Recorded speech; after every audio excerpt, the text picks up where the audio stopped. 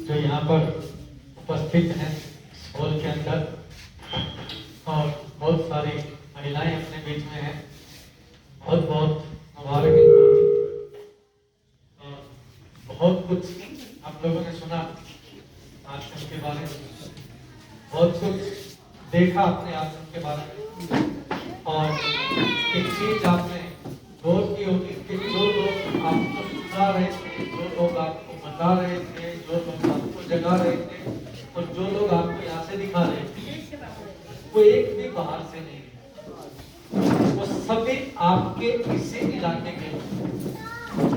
और एक और खास बात यह है कि वो भी 1 साल 2 साल पहले ठीक इसी प्रकार से मीटिंग में आए, उसी का परिणाम आज ये है। और जो ये महिलाएं आपको यहाँ पे दिखाई दे रही हैं, ये हमारे ही परिवार की महिलाएं, हमारे ही किसी लड़की की कोई किसी से, कोई हमारे किसी मेंटल पेरेंट्स की किसी से, ये सब महिलाएं हमारे ही परिवार से, जबकि हम सब एक परिवार मिलके, एक नारा जो दिया है किसी सर ने, ये परिवार मिलके नए भारत के निर्माण के लिए सब लोग काम कर रहे हैं। उसके लिए आपका यहाँ पर आना, उसके लिए यहाँ पर आपका शामिल होना, उसके लिए इस हॉल के अंदर यहाँ पर बैठना, ये दर्शाता है कि आप लोग अपने भविष्य के प्रति जागरूक हैं,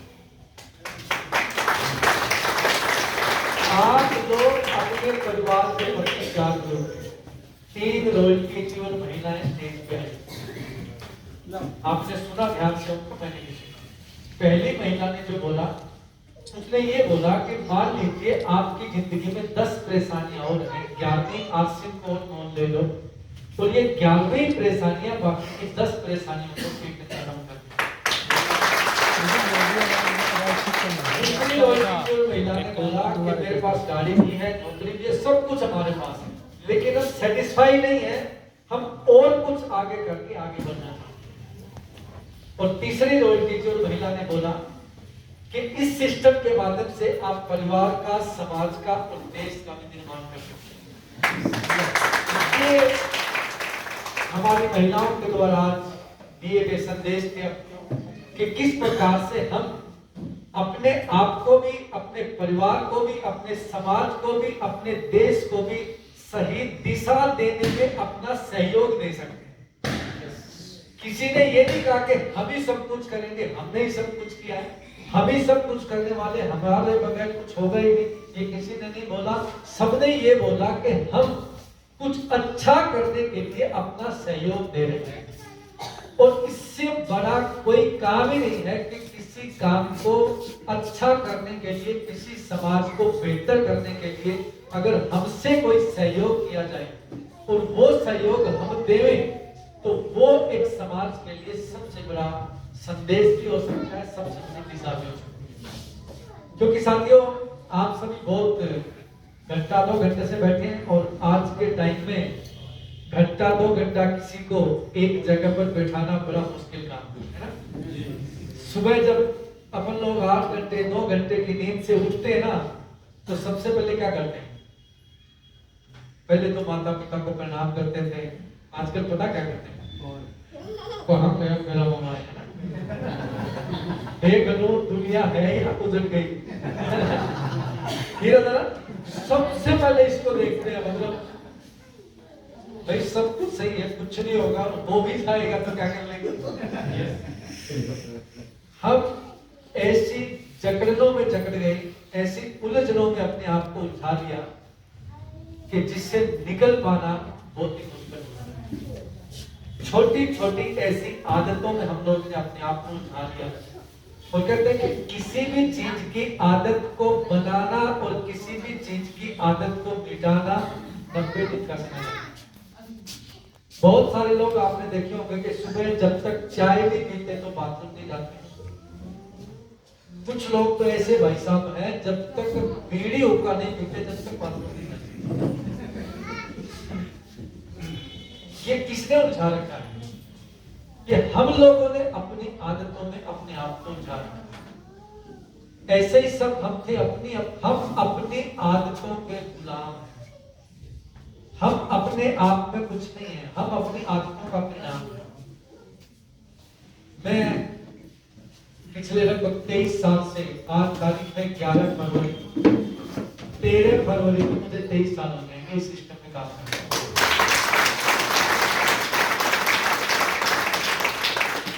परमात्मा के आशीर्वाद से जो मिला वो तो ठीक है, लेकिन जो सबसे बड़ी चीज मिली, एक तो लोगों का प्यार मिला है। और कभी कभार ही कोई याद होगा कि मैं बीमार पड़ा, हमेशा हम लोग स्वस्थ, वो स्वस्थ इसलिए नहीं रहते कि पता नहीं क्या खाते हैं, कोई बाहर से खाते इसलिए नहीं रहते।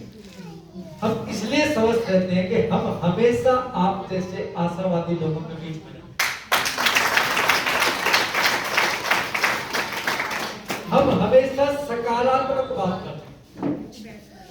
किसी भी चीज को कितनी भी आप नीचे तक लेके जाओ, कितना भी ये हो जाएगा, कितनी भी अच्छी से अच्छी चीज से आप बुरी से बुरी चीज को भी निकाल सकते। और साथियों, मेरा परिचय आप सभी ने यहाँ से लिया कि मेरा नाम विनोद शर्मा है। मैं हरियाणा राज्य का जींद शहर वहां का रहने वाला।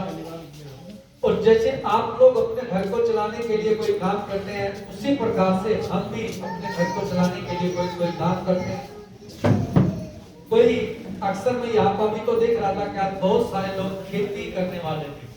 कितने लोग तो खेती करते हैं।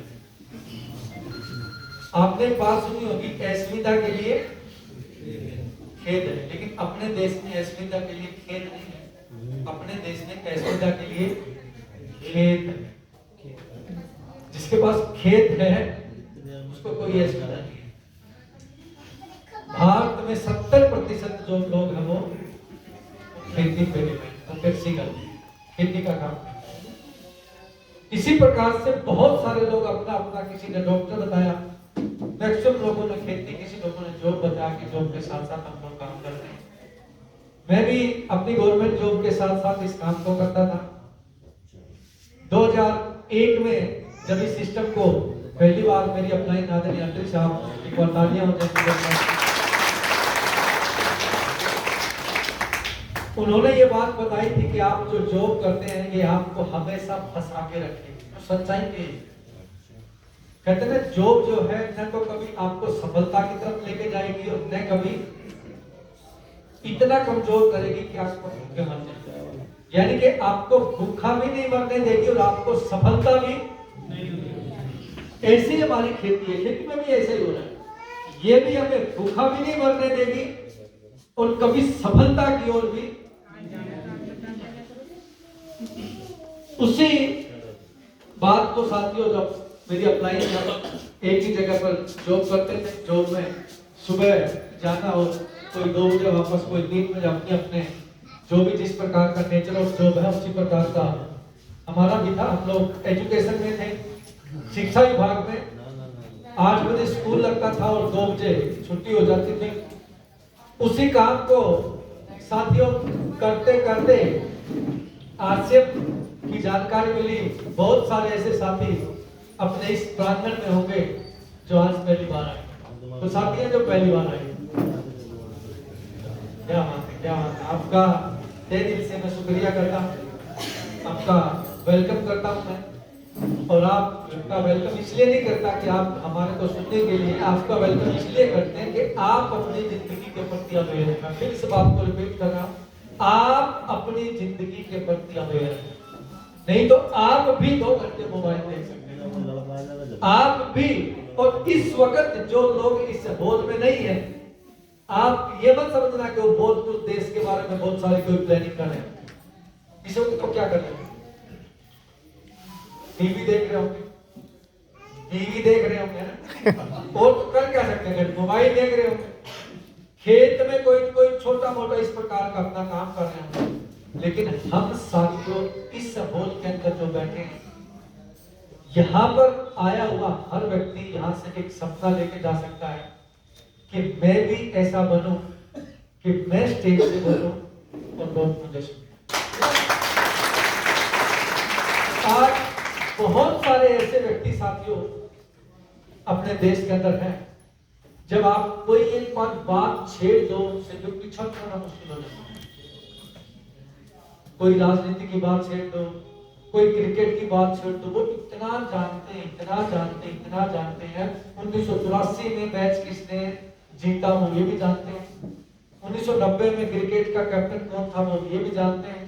2000 के अंदर क्रिकेट की टीम में कौन कौन प्लेयर थे वो ये भी जानते हैं। लेकिन एक बात जो हमारे समझ में अभी तक नहीं आई, वो सब जानने से मिला है। हम उतना नहीं जानते। मैं क्रिकेट के बारे में नहीं जानता, मैं फिल्म के बारे में नहीं जानता। हम लोग बहुत सारी ऐसी चीजें हैं जिनके बारे में हम लोग नहीं जानते, लेकिन हम एक चीज है जिसके बारे में नहीं जानते हैं। हम आश्रम के बारे में बहुत कुछ जानते हैं। अगर हमें सक्सेस चाहिए तो एक जगह पे हमें केंद्रित होना पड़ेगा, एक जगह। और जब जिस जगह पे केंद्रित होते हैं तो वहां ये देखना पड़ेगा क्या अगर मैं यहां से केंद्रित होता हूं तो क्या मुझे वो मिलेगा सब कुछ जो मैं चाहता हूं। क्या उस जगह पर जहां मैं गया उस जगह पर वो जो मैं चाह रहा वो है भी या नहीं भी है। और साथियों यहां पर बात करते हैं कि इस सिस्टम के अंदर जो चाहा वो तो मिला, जो नहीं चाहा था, नहीं सोचा था वो मिला। ये इस बिजनेस की खूबी है साथियों। पहली बार जब मेरी अपलाइन आदित्य साहब जी ने आश्रम के बारे में बताया था, बहुत कुछ समझ में नहीं आया था। 7 दिन बाद आफ्टर 7 डेज एक मीटिंग में गए थे, जैसे आज मीटिंग और ऐसे एक बोर्ड था और एक भारत का पूरा मैप उन्होंने ऐसे बनाया था कि ये भारत का नक्शा है, लगभग 120-130 करोड़ की आबादी उस वक्त होगी 20 साल पहले। तो बोले ये भारत का मैप है और यहाँ पर हम हैं, इस भीड़ का हिस्सा हम हैं, यहाँ पर हमें कोई नहीं जानता। लेकिन अगर आप इस सिस्टम में आके नेटवर्क बना लेते हैं तो आप इस भीड़ से अलग निकल सकते हैं। आप अपने आप की पहचान बना सकते हैं। तो साथियों उसी दिन से मैंने डिसीजन लिया कि मुझे भीड़ से अलग निकलना है, मुझे भीड़ में नहीं रहना। और आपने देखा होगा कि मैं कभी आश्रम में कोई भी फंक्शन अगर आप लोगों ने देखा होगा तो मैं कभी आपको भीड़ में नहीं मिला। Yes sir. शुरुआत से, क्योंकि लोग जो है ना बहुत सारा, मेरी अपलाइन ने ये नहीं किया, उसने ये नहीं किया, उसने ये नहीं किया, शिकायतों में जितना खुलसते रहते हैं उतना समाधान से दूर जाते हैं। और जितना समाधान की तरफ ध्यान देते हो उतनी शिकायतें दूर चली जाती। एक तो सास लोगों की अक्सर लड़ाई में होती है। एक ने जो किया उसने उसका विरोध किया, सास ने किया तो बहू ने विरोध किया, बहू ने किया तो सास ने विरोध किया। अगर घर में कले कलेश की कोई समस्या है तो उसका कारण क्या है? एक दूसरे की बात को न समझना, नहीं मानना। एक दूसरे की बात को समझने लग जाएं, एक दूसरे की बात को मानने लग जाएं तो बहुत सारी समस्याओं से छुटकारा पाया। अभी कोई बात चली थी, जेल की कुछ बात चली थी, यहाँ पर किसी साथी ने बोला था 80% लोग जेल के अंदर वो हैं, 80% जो जरा सा गुस्से को सहन नहीं कर पाए, जरा सा एक सेकंड वो कंट्रोल कर लेते गुस्से को, तो आज वो जेल में ही, जेल के बाद जरा सा किसी की गाली लगी, किसी ने कुछ कहा, बड़ी बड़ी वजह की वजह से वो लोग अंदर नहीं, छोटी छोटी वजह की कारण। और हमारे घरों में, परिवारों में, समाज में झगड़े भी कोई बड़ी बड़ी बातों की वजह से नहीं, केवल छोटी छोटी बातों की वजह से। बस इसने मेरे को ये कह दिया, इसने मेरे को ये कह दिया, इसने ऐसा नहीं, जो मैं चाहता हूं वो ही हो, ये दुखी रहने का सबसे बड़ा कारण। अगर मैं ये चाहूं कि जो मुझे अच्छा लगे वही वही होना चाहिए, फिर मैं कभी सुखी नहीं रह सकता। हमें वो देखना है कि सामने वाला जो है वो भी तो अपनी बात पे सही हो सकता है, उसकी बात को भी हमें समझना पड़ेगा, उसकी बात को भी महत्व देना पड़ेगा। जो हो रहा है वो अपने हाथ में नहीं है, जो हो रहा हो अपने बस क्या हो में। रहा है बाद में? हम वो कर सकते हैं जो अपने बस में है, हम वो कर सकते हैं जो अपने अपने हाथ में। और अपने हाथ में ये है कि अपना काम सही तरीके से करते जाएं, बाकी सारा काम सही कर। एक एग्जांपल बार बार आपने वीडियो में सुना है, छोटे से बच्चे का। कोई बच्चा, छोटा बच्चा, उसके पिताजी बैंक में जॉब करते थे। 6 बजे उसके पिताजी घर आते हैं, उसका बेटा बोलता पापा मुझे ये काम करा दे। पापा कहता बेटा मैं थक हार के अभी ऑफिस से आया, थोड़ी देर रुक जा, हाथ पैर धो लूं, चाय पी लूं, उसके बाद करा दूंगा। बच्चा बोलते पापा मुझे तो अभी क्या, अभी ये काम मेरा आप कीजिए। बच्चे के हाथ में पेपर था, पिता ने पेपर को फाड़ दिया और पिता बोले तू इस पेपर को चिपका के ला, उसके बाद मैं तेरा काम। अब आजकल के बच्चे बड़े कमजोर हैं। 30-40 सेकंड यानी कि विद इन मिनट वो बच्चा पिताजी के पास आता, कहता पापा ये काम आपका मैंने कर दिया, ये पेपर मैंने चिपका दिया, अब मेरा काम करें। कहते ऐसा क्या था? बोले जो पेपर आपने मारा था वो भारत का मैप था, पूरे भारत का, और उस मैप के पीछे एक इंसान की तस्वीर थी। मैंने केवल क्या किया, मैंने एक इंसान को सीधा कर दिया, पूरे भारत का मैप।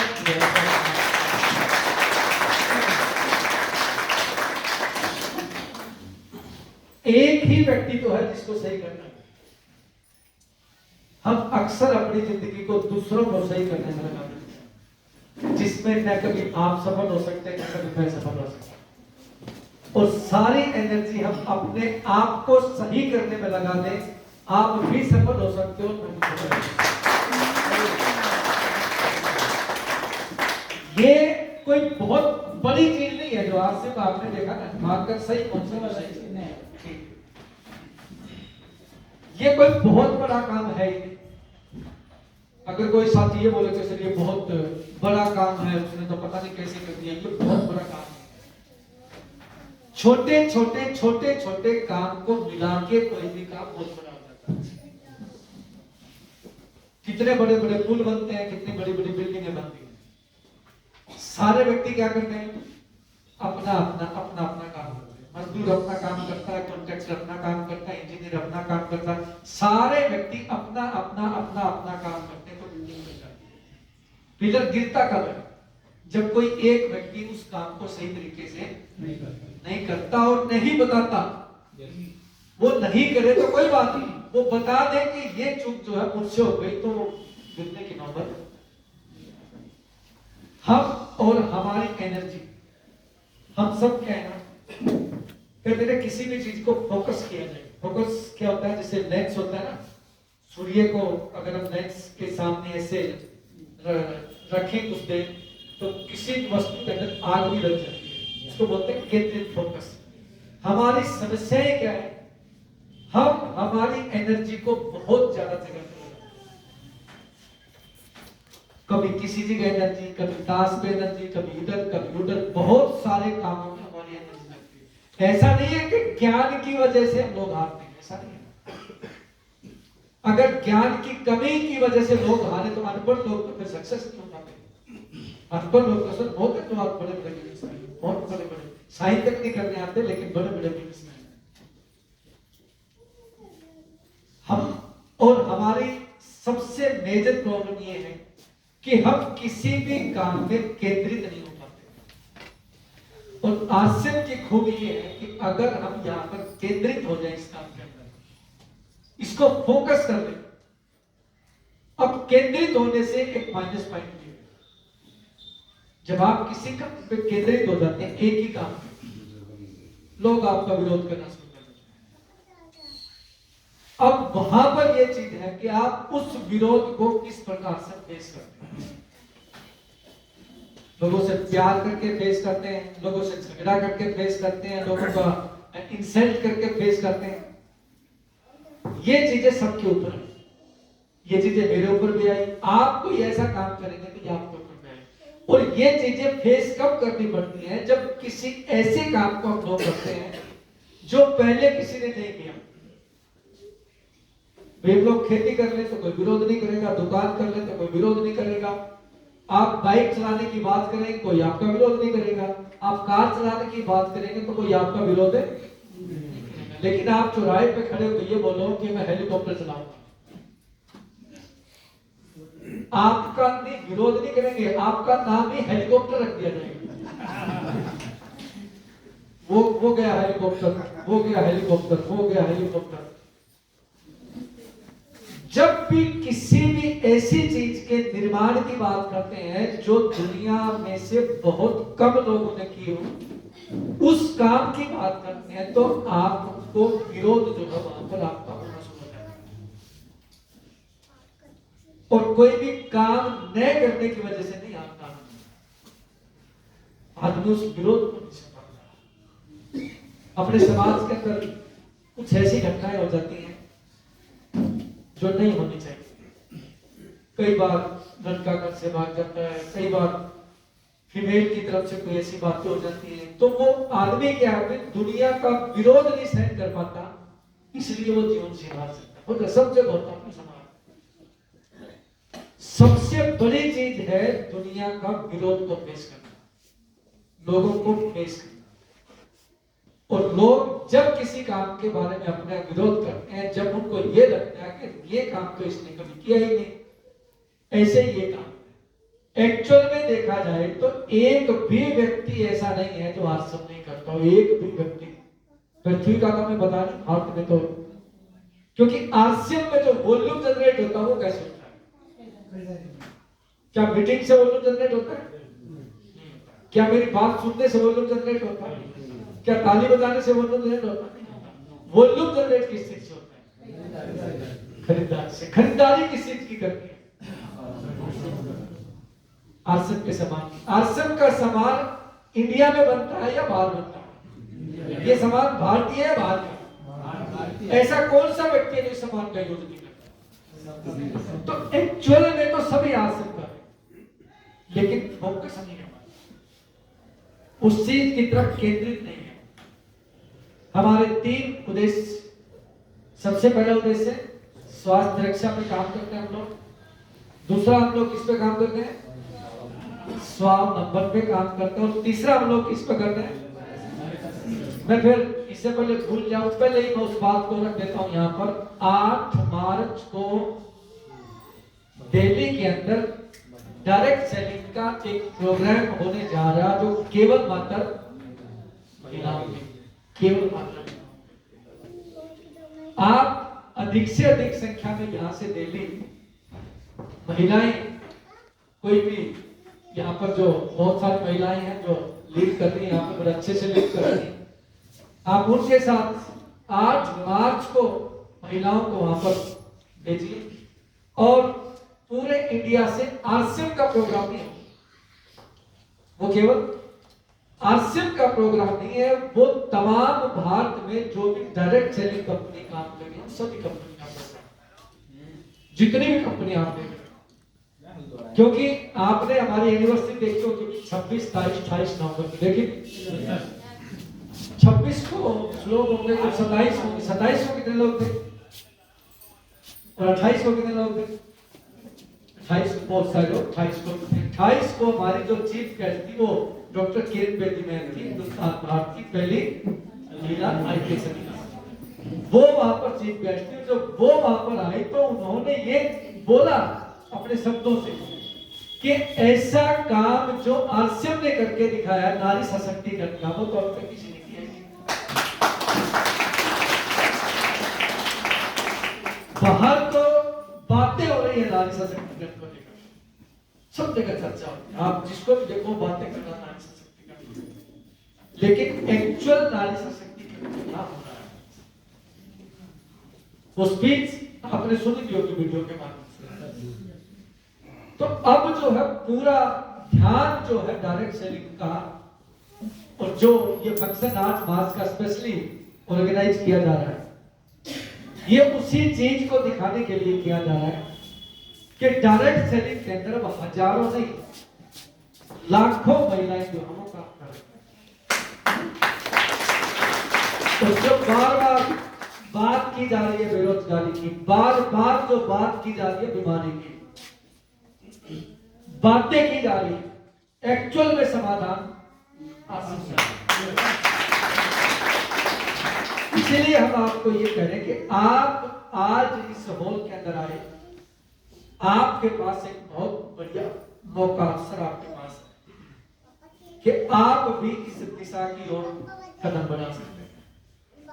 और तीनों बातें यहाँ पर सही हो। स्वास्थ्य की बात की जाए तो यहाँ पर स्वास्थ्य सही होता है। कितने ऐसे लोग आपको मिले होंगे जो ये कह रहे हैं कि आरसीएम की प्रोडक्ट की वजह से मेरा स्वास्थ्य सही हुआ। किसी को गैस, क्योंकि हमारे यहाँ तो गैस ही बनती है, बड़े बड़े लोगों के पास जाते हैं ना, किसी की फैक्ट्री बनती है, किसी की इंडस्ट्री बनती है, किसी का टर्नओवर बनता है, अपने ही आगे है अपने तो गैस बनती है, बीपी बनता है, शुगर बनता है, और तो कुछ बनता ही।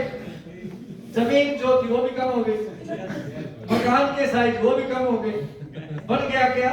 बीपी शुगर बन गई क्या? गैस। अपने तो यही इन्हीं चीजों में हम लोग उलझे रहे, इससे ऊपर ही नहीं उठ पा रहे। माताएं, बहनें, बुजुर्ग जाके देखो में साथियों, एक व्यक्ति बीमार नहीं होता, एक व्यक्ति भी बीमार नहीं होता, उस व्यक्ति के साथ पूरा परिवार बीमार होता है। उस व्यक्ति के साथ जितने भी व्यक्ति जुड़े हुए हैं ना, वो सब बीमार हो जाते हैं, क्योंकि उसकी देखरेख में वो लोग सारे सब। और जो उन्होंने बनाया था वो भी वही करता है। और आरसीएम का ये उद्देश्य है कि हम लोग ऐसे भारत का निर्माण करें जहां पर केवल खान पान के माध्यम से किसी का स्वास्थ्य खराब हो, खाने की वजह से, कुछ करने की वजह से नहीं, आरसीएम करने की वजह से नहीं। मैं कह रहा कि आपका स्वास्थ्य आरसीएम करने की वजह से ठीक हो, खाने की वजह से आपका स्वास्थ्य ठीक हो सकता है, केवल मात्र खाने की वजह से। और दूसरा, जो स्वावलंबन की बात की जाती है, स्वावलंबन की भी बातें की जाती हैं, पूरे देश में बातें की जाती हैं, लेकिन यहां पर देखिए, बिना किए न तो खेती में मिलता, न दुकान में मिलता, न बाजार में मिलता, न परिवार में मिलता। बिना करे, बिना किए तो कहीं पर भी नहीं मिलता। करने से ही यहां मिलता है, करने से ही वहां मिलता है, और करने से यहां सबको मिलता है। खेती में भी अगर अपन बीज को उल्टा सीधा डाल दें, अपने खेत में डालना था, पड़ोसियों के में डाल दें, तो उल्टा सीधा करने से तो वहां उल्टे सीधे में डालना काम नहीं करें। अधिकतर जो देश के हालात हैं आपके सामने, आप कहते हैं सर बेरोजगारी बढ़ रही है, बेरोजगारी बढ़ रही है। अभी आप गांव में जाके देखिए, किसी भी गांव में, मैं किसी गांव का नाम नहीं ले रहा, 70% लोग तो आपको ताश खेलते हुए बिल्कुल। और कई तो मतलब, अभी मैं ट्रेन से आ रहा था, लगभग 50 आदमी मैंने ऐसे देखे जो खटिया पारखी ऐसे मस्ती से चद्दर ओढ़ के ऐसे पड़े थे, जैसे मतलब 5-4 इंडस्ट्रीज की काम करिए, इसको कोई टेंशन नहीं। ये हमारे भारत की एक्चुअल तस्वीर है। कोई ताश खेल रहे हैं, कोई चबूतरे में बैठे हैं, कोई सो रहे हैं, कोई मतलब छत पे मतलब देख रहे, पता नहीं उठा रहे हैं। अरे संडे है, आप इतना कीमती समय, एक सेकंड कीमती आज के टाइम में, हम तो इसको ऐसे ही कमा रहे हैं फालतू में। और मीटिंग की बात करते हैं, नहीं साहब मुझे बहुत काम है, मतलब ये प्रधानमंत्री के पीए हैं, इसको बहुत बड़ा काम है। और है क्या? है कुछ भी नहीं, है कुछ भी नहीं इसको काम। भाई अगर तू काम करता तो फिर तो ऐसा ही क्यों होता? ये तो समझने की बात है। ये ऐसा इसीलिए तो है, ये काम नहीं करता। साथियों, जॉब थी मेरे पास, पक्की जॉब, बिल्कुल शिक्षा विभाग की 100% कंफर्म जॉब। जो मेरे साथ के साथी थे, लगभग 80,000 से 1 लाख की सैलरी आज होगी। तो ऐसा नहीं है कि हम लोग निकम्मे थे, कुछ काम नहीं कर रहे थे, हम लोग काम काजी व्यक्ति थे, लेकिन एक चीज यहाँ पर देखी कि यार यहाँ पर जो है, जो जॉब में नहीं कर सकते वो यहाँ पर कर सकते हैं। आज जींद से 500 किलोमीटर का दायरे को छोड़ दें, यानी कि चंडीगढ़ को छोड़ दें, जयपुर को छोड़ दें और आसपास का, ऐसा कोई भी एयरपोर्ट नहीं है जहां पर मुझे जाने का मौका मिल रहा हो। ये एक जो लोग कहते हैं साहब तो टाइम पास कर रहे हैं, तो आप तो ऐसे ही पता नहीं आरसीएम क्या है, ये आरसीएम वो दे सकता है जो बड़े से बड़े कारोबारी को भी साथ होना। इतना बड़ा प्यार पूरे भारत के अंदर, हम कभी कहीं अब यहाँ 18 को कहीं हो रहा है, 25 को देहरादून है, 3 मार्च को अलीगढ़ में है, इसी प्रकार से 11 मार्च को फिर हल्द्वानी में है, 18 मार्च को बिहार में है। अलग अलग संडे को अलग अलग राज्यों में हम लोग हैं और इसी प्रकार का प्यार हर राज्य के अंदर होता है। भाषाएं बदल जाती हैं, उड़ीसा में जाते हैं उड़िया बोलते हैं, भाषा नहीं समझ में आती, आप लोग केमती और छत्ती बोलते हैं, वो खुश हो जाते हैं। तो बहुत सारे ऐसे राज्य हैं जहां पर भाषा नहीं समझ में आती, धर्म अलग, जातियां अलग, भाषाएं अलग, वेशभूषा अलग, लेकिन आरसीएम की वजह से वो सारे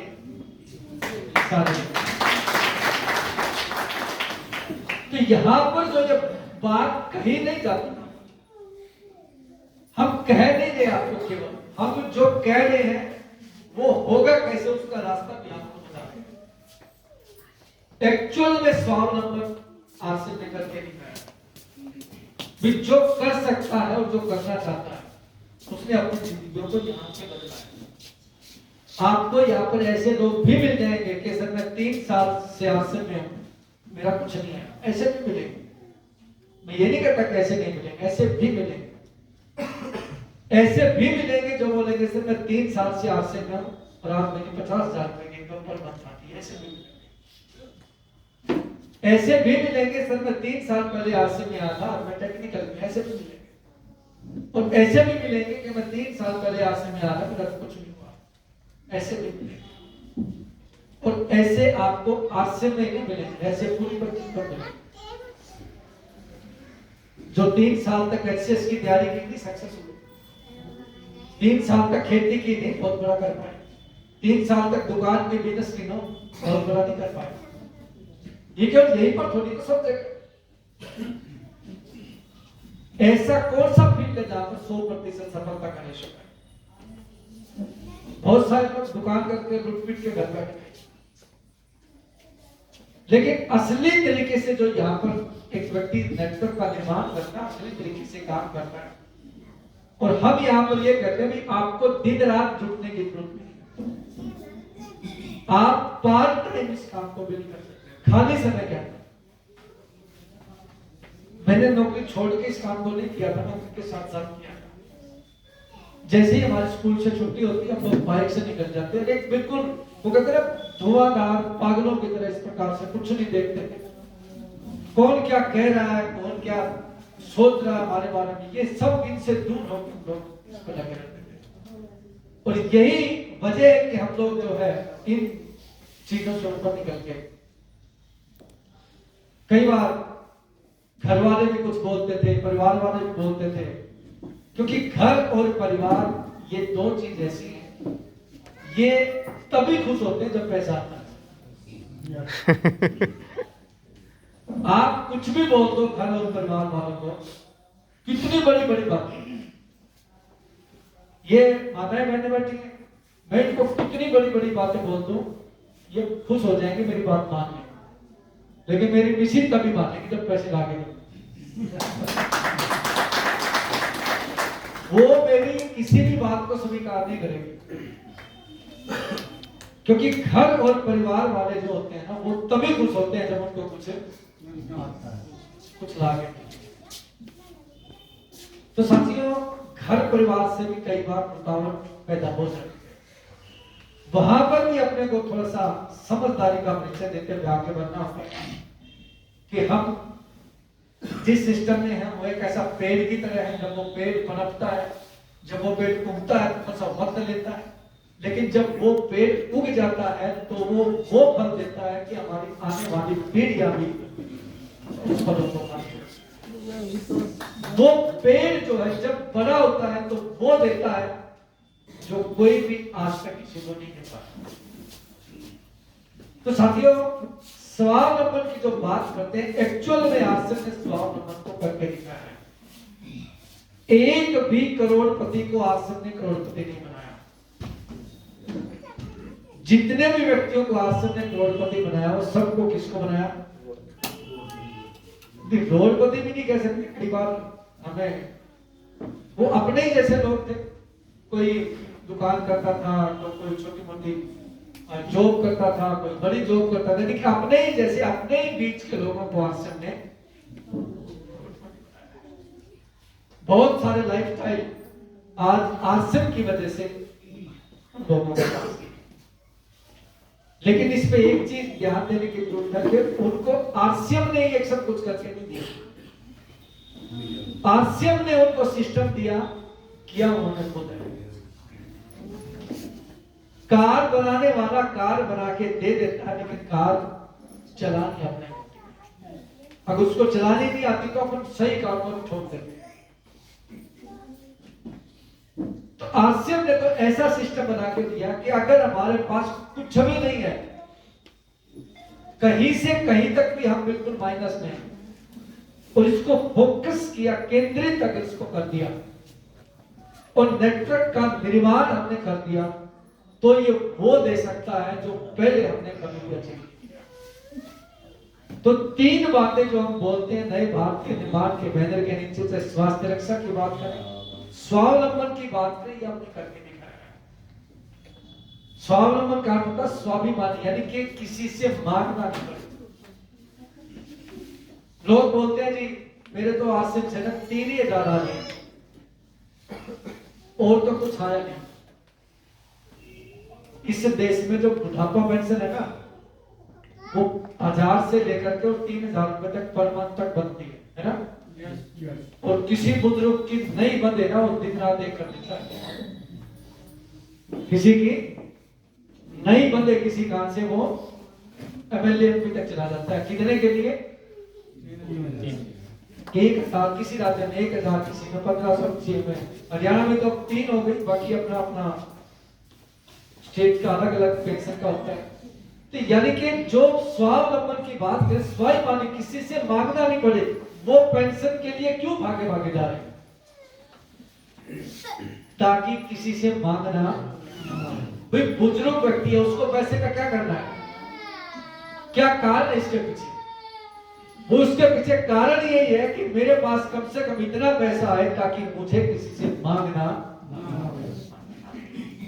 और मैं आप सबसे ये कहता हूं कि 20 साल बाद, 25 साल बाद सबको बुजुर्ग होना है। हम इतना यहां से बिल्कुल आसानी से कर सकते हैं, कम से कम पेंशन नहीं बनवानी, पेंशन की वेट तो नहीं करनी, पेंशन की वेट, पेंशन कई हजार आपको नहीं करना पड़ेगा। और उसके बाद साथियों तीसरे नंबर पे जो बात की जाती है आश्रम के अंदर, वो की जाती है नारी सशक्तिकरण। बहुत सारे प्लेटफॉर्म ऐसे हैं जो नारी सशक्तिकरण पे बात करते हैं, लेकिन एक्चुअल में आश्रम ने ये करके दिखाया कि किस प्रकार से महिलाएं खुद अपने पैरों पर, किचन का काम करती करती अपने पैरों पर खड़ी होती। ये अगर किसी ने दिखाया तो ये अब मैं पुरुषों से भी ये कहना चाहूंगा कि 2025 के बाद से आश्रम में महिलाओं की संख्या जो वो इंक्रीज होगी, पुरुषों की संख्या वो डिक्रीज होगी।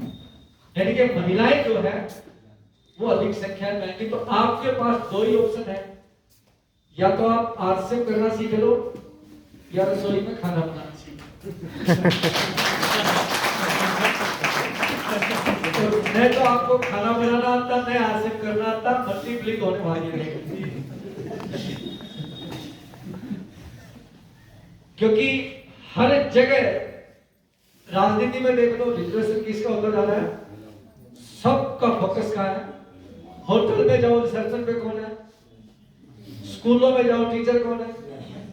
रेशो धीरे धीरे, अब अगर एक स्कूल में 25 अगर टीचर हैं तो आपको मुश्किल से 8 या 10 जेंट्स मिलेंगे, बाकी और 2025 के बाद वो भी नहीं मिलेंगे, वो सब महिलाएं मिलेंगी। टोल टैक्स पे जो भाई लोग बैठते थे वहां कौन बैठती है?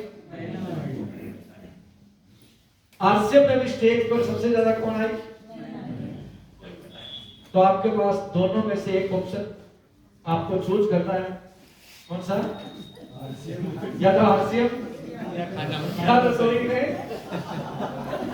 खाना बना। एक तो आपको सीखना पड़ेगा। और देखो, पुरुष तो फिर भी अनपढ़ महिला को झेल लेता है, कम पैसे कमा दो, महिला ज्यादा कमाए पुरुष कम कमाए, झेलेंगे भी नहीं।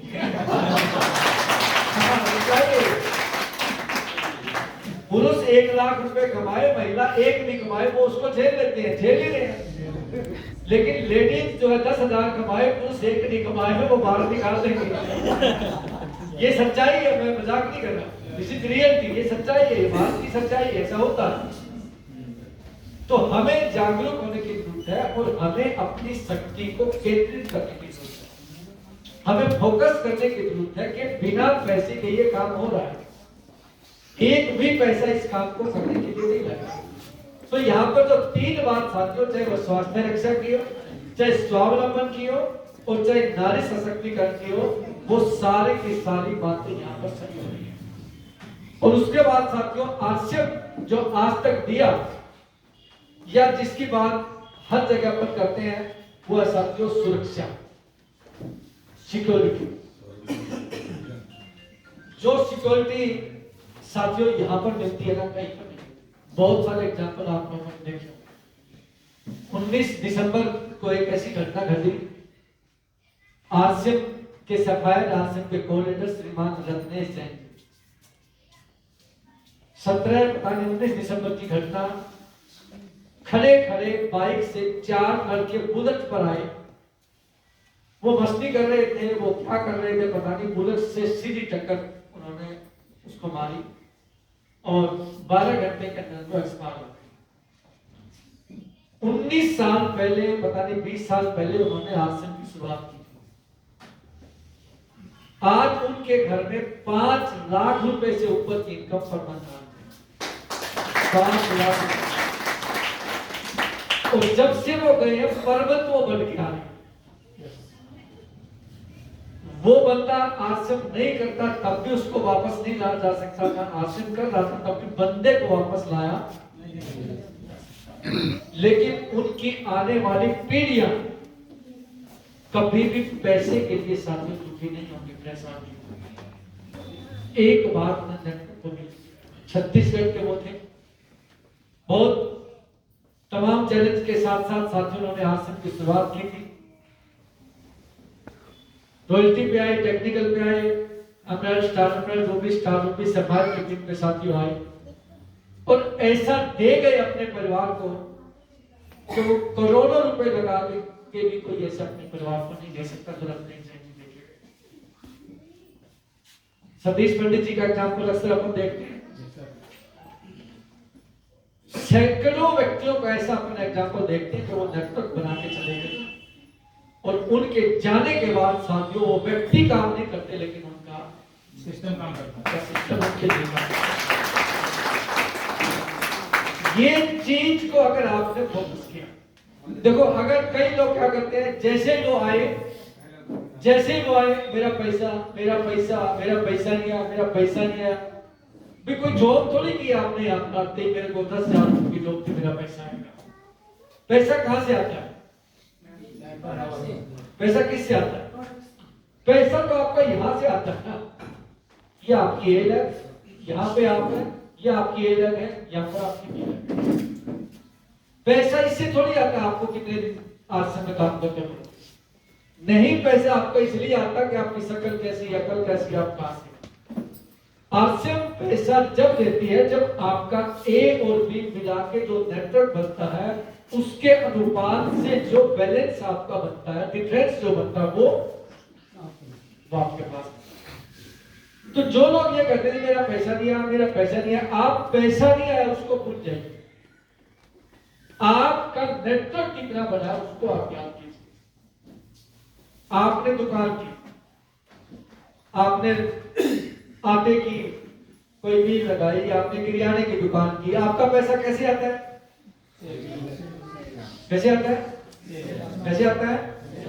या इससे आता है कि आपको दुकान खोले हुए कितने दिन हो गए? इससे आता है? किससे आता है? भाई माल बिका तो ही तो कमाई आएगी। तो ये भी तो ऐसे ही है भाई, यहां भी सामान बिकेगा तो ही तो कमाई आएगी। तो साथियों, यहां पर जो पैसा आता है वो नेटवर्क के बनाने से आता है। ए और बी का जोड़ के 3 लाख 4 लाख अगर है तो उनको जोड़ के जो डिफरेंस बनता है वो आपके पास आता है। तो साथियों, पैसा जो यहां पर आता है उसकी शुरुआत आपके नेटवर्क से होती है। एक व्यक्ति आपके नेटवर्क में, देखिए होता क्या है, जब आप अकेले हो, आप यहां पर आप कितने घंटे काम करते हो? मान लीजिए 3 घंटे, 1-2-3 घंटा काम करते, नेटवर्क का बेनिफिट देखिए। जब आपके साथ एक व्यक्ति भी जुड़ जाता है, वो भी 3 घंटे काम करता था, आपके लिए कितने घंटे काम हुआ? ऐसे ऐसे 10 व्यक्ति आपके साथ आ गए तो आपके लिए कितने घंटे काम हुआ? एक व्यक्ति 3 घंटे काम करता है, 10 व्यक्ति आपके साथ और ऐड हो गए तो आपके लिए कितने घंटे काम हुआ? और घंटे कितने होते हैं? 24। आपके लिए कितने देर काम हो रहा है? जैसे जैसे संख्या बढ़ती रहती है तो ये घंटे, आज लाखों घंटे मेरे लिए काम होता है, लाखों। 8 से 10 करोड़ का टर्नओवर पर मंथ का मिला रहता है। मैं थोड़ी करता हूं, सारा मैं थोड़ी करता हूं, और सब जगह मैं थोड़ी जाता हूं। कभी 2 महीने बाद गया, कभी 3 महीने बाद गया, कभी 6 महीने बाद गया, कहीं 1 साल बाद गया। और जो हमारे घर में डायमंड क्लब करते हैं 10-20 हजार, 15-20 हजार के आसपास का सामान हम खरीदते हैं, लेकिन वो करोड़ों का टर्नओवर पास होता है, वो हमारे साथ। उसकी शुरुआत कहां से होती है? उसकी शुरुआत किसी मीटिंग से होती है। आप जो आए हैं पहली बार, इसकी शुरुआत मेरी ऐसी आप तो ज्यादा लोग हैं, वहां कितने लोग थे? मात्र मेरे ख्याल से 8 से 10 लोग होंगे उस मीटिंग के अंदर, और 8 से 10 जो लोग थे ना, वो आज मैक्सिमम 4 लीडर वो लोग थे। वो सारे हम नहीं जानते थे, वो थे पड़ोसी लेकिन जानते नहीं थे। तो साथियों, यहां पर जो आपकी सिक्योरिटी बनती है ना, वो किसी भी जगह पर आप देखते हैं, समाज में बंदा चला गया, बंदे के साथ साथ सब कुछ चला गया।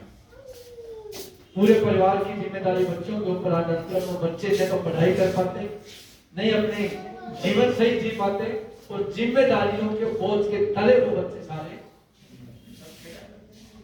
सिक्योरिटी के बाद साथियों, जो रिकॉग्निशन की बात आती है, मान सम्मान की बात आती है। यहां पर आपने देखा, आज यहां पर आप देख रहे थे, बहुत सारे लोगों के गले में मालाएं बनाई गई। देखिए आपने देखा? और बहुत सारे लोग तो उनमें से ऐसे थे, पहली बार माला उनके घर में तभी डली थी जब उनकी शादी हुई। उसके बाद से कब डली है? आज यही आगे डली है, आज से। और जिसने डाली वो भी कोई ज्यादा खुश नहीं हो, पछता ही नहीं है, काम फंस गया, ये मेरे पल्ले पड़ गया।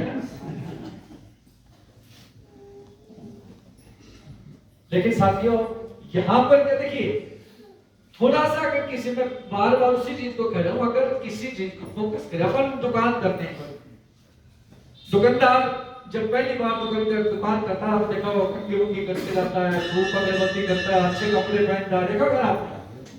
जैसे जैसे समय बढ़ता जाता है, कंगी करना बंद कर देता है, सेव करना बंद कर देता है, फटी हुई बलियान पजामे में आ जाता है ना,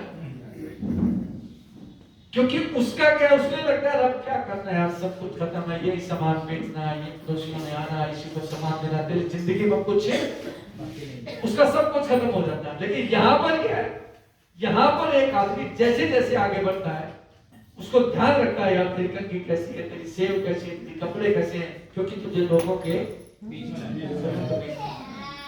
और यहाँ पे व्यक्ति बीमार इसलिए नहीं पड़ता क्योंकि यहाँ पर बार बार वो कभी ताली बजाता है, कभी यहाँ पर डांस करता है, कभी मालाएं उसके गले में पहनती है। जब उसको बार बार किसी व्यक्ति को मान सम्मान मिलता है, उसकी बीमार होता है। बीमार कौन होता है? बीमार कौन होता है? टेंशन वाला तो होता ही होता है। और जो घर पर है ना, कुछ नहीं करता, वो कई बार मुझे सुनता हूँ, यार हे परमात्मा बीमारी कर दे, कम से कम डॉक्टर के पास तो चला जाऊंगा। ये घरवाली तो पूछती नहीं, तो नर्स तो पूछ लेगी, कम से कम डॉक्टर तो पूछ लेगा कैसे है, वो उसी में खुश हो जाता है। तो कई तो जानबूझकर भी बुजुर्ग फिर बेचारे क्या करे, कुछ नहीं करे तो और कुछ तो नहीं, तो कामयाबी आ रही, न पैसा आ रहा, न सफलता आ रही, होगा न बीमारी, तू ही आ जा, कुछ तो आ कम से कम, कुछ तो मिले। तो फिर जब कुछ नहीं आएगा तो क्या आएगा? इस शरीर में कुछ न कुछ तो आना, इस दिमाग में कुछ न कुछ तो, सफलता नहीं आएगी तो क्या आएगा? भाई गर्म पानी नहीं मिलेगा तो क्या करेंगे? ठंडे में डालेंगे, और क्या कर सकते हैं? या नहीं, या ना नहाएंगे, और क्या? यही तो होगा। भाई गर्म पानी सर्दी में नहीं मिला तो अपने पास दो ऑप्शन है, पहला ठंडे में डालेंगे या ऐसे ड्राई क्लीन कर लेंगे। ऑप्शन क्या है? तो जब इंसान के पास कोई सफलता नहीं आती तो उसके पास एक ही ऑप्शन बचता है, क्या बचता है? फिर उसके घर, उसके विचार जो है नकारात्मक, उसके विचार हो जाते हैं और धीरे धीरे धीरे धीरे बीमारियां उसको। लेकिन साथ ही यहाँ पर जो उसको सिक्योरिटी मिलती है, यहाँ पर जो रिकॉग्निशन मिलता है, सत्य वो तो अल्लाह, और यहाँ पर नेम फेम जो मिलता है ना। आज बहुत सारे लोग ऐसे हैं जो यहाँ पर जो स्टेज पे लोग हैं, बहुत सारे लोगों को जानते हैं, और जब जिस आदमी को उसके नाम से स्टेज पे बुलाया जाता है ना, वो बड़ा खुश होता है। कईयों के तो नाम जो है ना मिट्टी में मिल गए। घर वालों ने रखा था रमेश, और लोगों ने क्या किया उसको मिर्जा। और तेरे गांव में एक भी व्यक्ति ऐसा नहीं होगा गांव में जिसका जो घर वालों ने नाम रखा था वही आज तक है। किसी का रामपाल को पालना, रामलाल को दादा, है ना, ऐसे कुछ न कुछ निकाल ही लेंगे। एक सेठ के घर में एक बच्चा पैदा हुआ, उसको सारे पद्दू बोलते थे, पद्दू पद्दू पद्दू।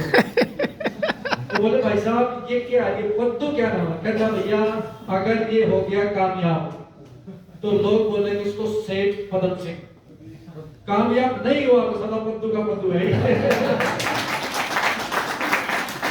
तो नाम भी सही तब लिया जाता है जब कुछ करके दिखाते हैं, नहीं तो उस नाम को भी इतना छोटा कर देंगे, मतलब जोर नहीं लगाना अपने नाम पर।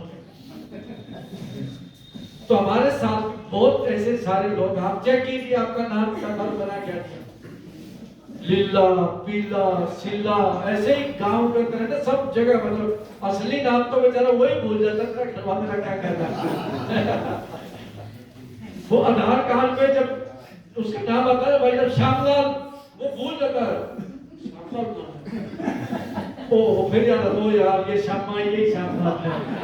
तो बाद में पता लगा क्या श्यामलाल तो मैं हूँ, दुनिया से श्यामा कर दिया। एक्चुअल नाम भी तभी आता है जब कुछ करके दिखाते। ये नेम फेम बहुत बड़ी बात है। और साथियों बहुत सारे प्रोडक्ट पे हम लोग काम करते हैं, गामा पे हम लोग काम करते हैं। गामा